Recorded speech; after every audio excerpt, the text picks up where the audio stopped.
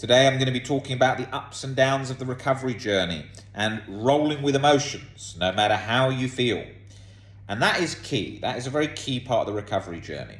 I was thinking that today when I came on this video. I just went to the gym just now, I just came out, and when I was in the gym, I noticed that I've got a bit of a pain in my neck, and I felt a bit tired today because, I've been working a long day. And I thought to myself, shall I do a video on YouTube for the YouTube channel? And I thought, I don't really feel like doing a video right now. And that is precisely the time I try and get things done. Because each day, I don't base it on how I feel. I just think about how do I get the things done that need to be done in the day.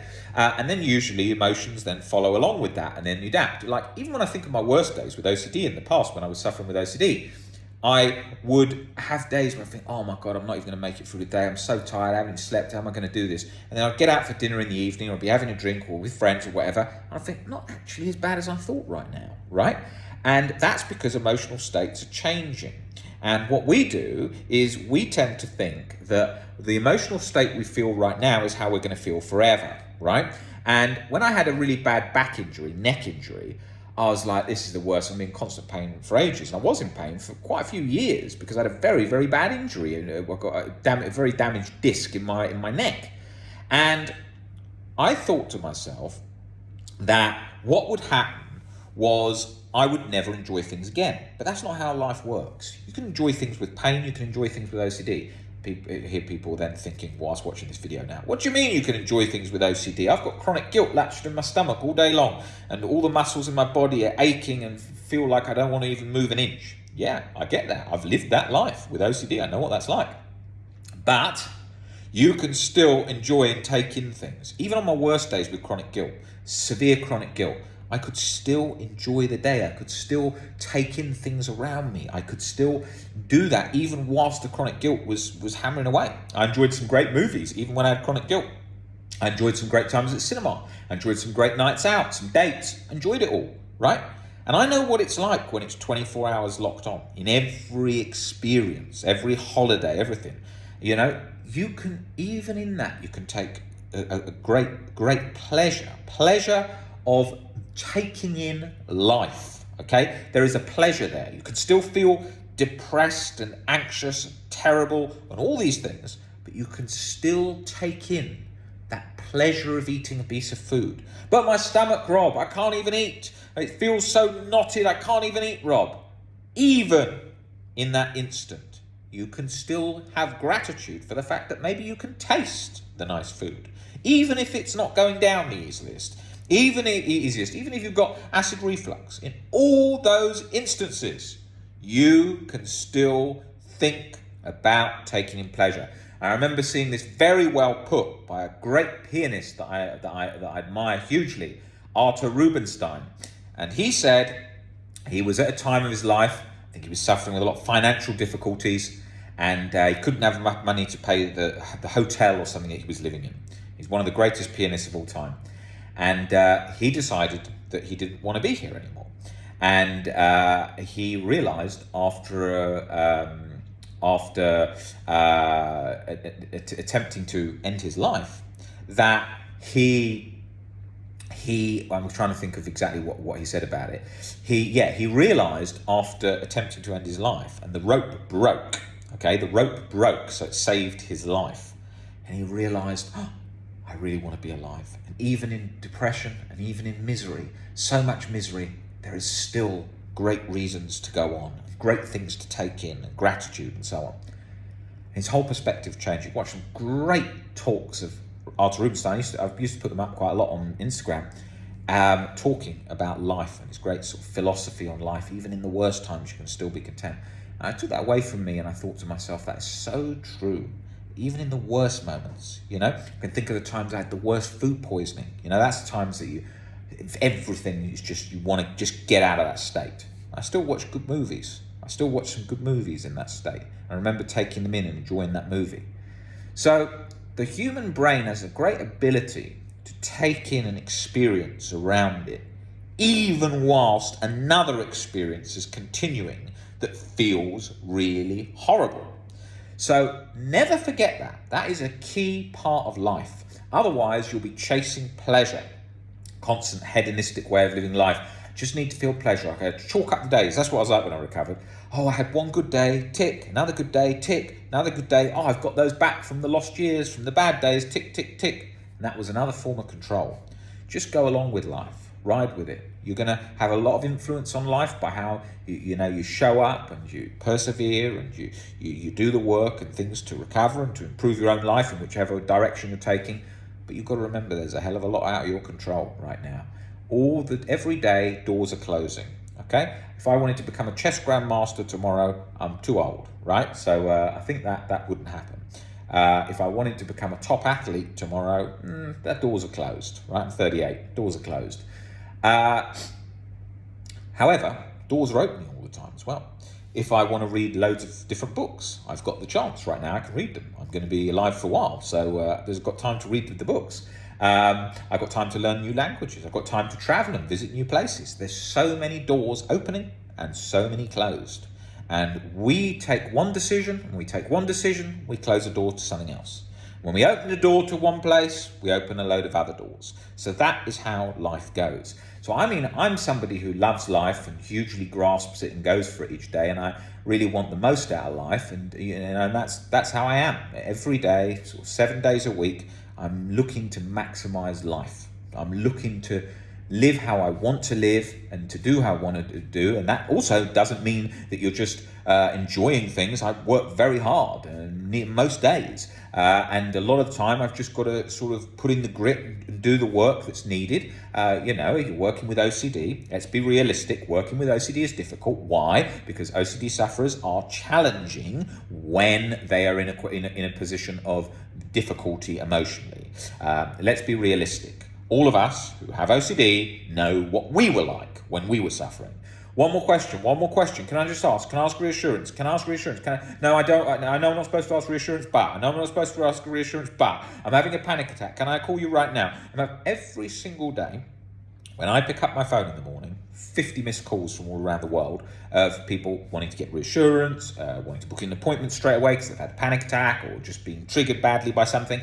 So it is, when I get on the phone with someone, it's like stepping into the ICU. You've got to think immediately, how are you going to help that person and what's going on in their thinking? And that is key in the job, to learn to bring down that fear by looking at perspectives and learning to help them to learn to see life more rationally. And with OCD, with anxiety, with panic attacks, that is the nature of the job, and you're going to have to do that. So it is full on. People often say things like, I would love to work with OCD. And yes, working with OCD is fantastic, and I love this, and I do think it's like my calling in life. But at the same time, like anything, it has challenges and it has difficulty that you have to get through.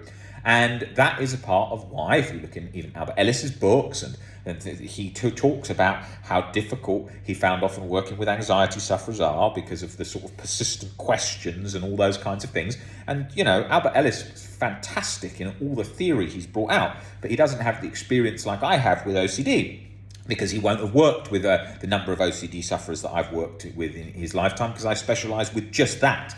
And due to modern technology now, I'm able to see people from all over the world. So I'm seeing a whole spectrum of OCD, and probably the hardest cases of OCD that exist on the planet. Large number of those come in. People when they've had situations like they've gone and had deep brain stimulation in one country, some country in the world which has sort of advocated that at the time, then it hasn't worked and they feel hopeless, then they come in to see me. I see every single thing you can imagine, and every single age range, and every single life circumstance, and all the extreme life circumstances where someone's just come out of jail, someone's just come out of rehab, someone's just come out of hospital, every single thing you can imagine.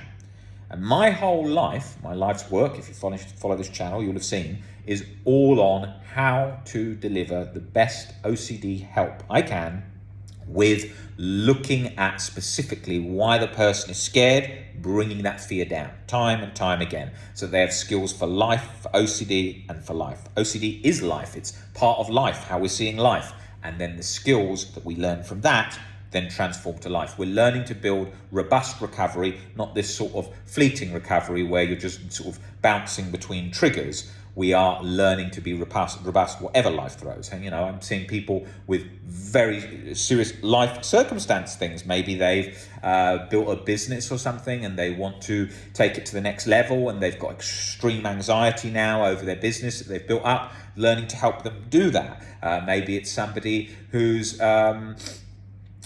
losing their house for financial reasons, and they want to learn to make peace with that, and then learn to get back into the job and all the different things that they've been losing out on recently because of problems with anxiety and stress. So I work with a whole spectrum of stress and anxiety and OCD. So when we are looking at those situations, we have to look at what their perspectives are and make real change as quick as possible. Now, obviously, you can't just change perspectives instantly, but you have to put in practice time and time and time again. And usually what's happening when we're looking at things is avoidance, lots of reassurance. If it's panic, then the physical anxiety may have taken over and the person's become so scared they're not functioning, not going to the gym, not eating healthy or anything. I can't tell you how many people come in that say to me, I can't eat. And then we just say, well, have you tried looking at maybe liquid meals as well for the moment whilst your stomach's very knotted? Oh, let me try that. And then they try the liquid meals, and they're eating those, the stomach becomes less knotted, they're less scared that they can't eat. And then just bit by bit, all these little tweaks in life. Maybe it's a tweak like they're getting up every night and walking around their house because they can't sleep, because they've read countless things about sleep hygiene, and then realise that becomes a form of control, and then they learn to accept that they can't sleep, and then they start to sleep again. Or maybe they've got a complex anxiety-related sleep problem, like fragmented sleep and non-restorative sleep and refreshing sleep, and they want to learn how to improve that by changing their perspectives of sleep as well as changing their habits around sleep. So all different things to do with that. So the OCD recovery journey is a journey of life. It's a journey of learning to adapt to life in difficult situations. So my job is to learn to help people have the tools for whatever life throws through rational thinking, stoicism, deep knowledge into OCD and how it operates. I don't really see a case where someone comes on the phone and I think, never heard that before. I've got no clue what to do there. I've seen these thousands of times from every variation and every angle. But you do sometimes hear a new thought that's a slight variation of the common ones, but makes no difference. It's still the same core fears and how it's all latched and getting them through a process of a deeper level of acceptance. OCD is something that is like, think of it like you've got anxiety, but OCD is like anxiety on steroids. All right, it's an anxiety disorder, but how it feels, you've got all those parts locking. You've got the chronic guilt that locks in the stomach. You feel like, oh my God, I'm so guilty, nothing matters. And then you've got the anxiety, which can be so physical in nature. So your whole body is like twitching, trembling, pumping with adrenaline, pains moving around your body, lingering, some pains staying in one place for long periods of time, everything. I can't tell you how many people come. If you had to work out what the global spend of going to hospitals is over anxiety-related fears that people don't realise is anxiety-related, it has got to be an astronomical number, because what happens is it's so sneaky. Remember all my years of terrible physical anxiety, in and out of hospital, in and out of doctors all the time. So many different problems, so many different pains, each one more convincing than the next, and it feels so real you can't imagine ever getting over it, and you think you're going to imminently pass away. I know that journey. I've lived that journey 24/7. And I definitely put myself in the bottom 5% of people that I've worked with over the last 14 years in terms of suffering. Because, all right, I wasn't in a position where I was housebound. I wasn't in a position where I couldn't function at all. But the physical anxiety, I had physical anxiety so bad. I ended up in hospital with esophagitis, where acid reflux had burnt all my esophagus. And I remember that was a particularly unpleasant time where I was having an endoscopy and I was like vomiting all the way through it as the tube was going down because the esophagus was so swollen. And it was all because so much anxiety causing acid reflux, causing damage. My diet was bad, and just I was just in a very, very bad place with anxiety and stuff like that at the time. And I didn't know how to change those beliefs, and I didn't know how to bring the fears down when that was all going on. And you can easily feel very hopeless when most people come in the door. They're convinced, and they also want to show me that they think they're the exception. They think they're never going to recover, and they're going to be stuck like this forever. And I never see those cases. I've never met a case of treatment-resistant OCD, although you hear those words when people don't understand it.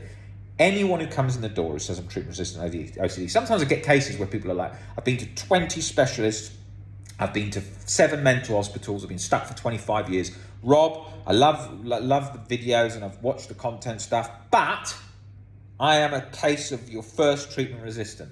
I say, okay, tell me what you're concerned about.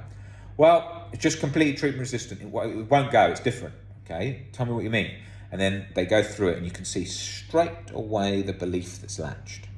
And it's showing them that the belief is latched and how to change that perspective bit by bit. And then they're so reluctant to it because they've been stuck for so long. So that's become so convincing to them. They're like, no, it won't change because that's what they've known for so long.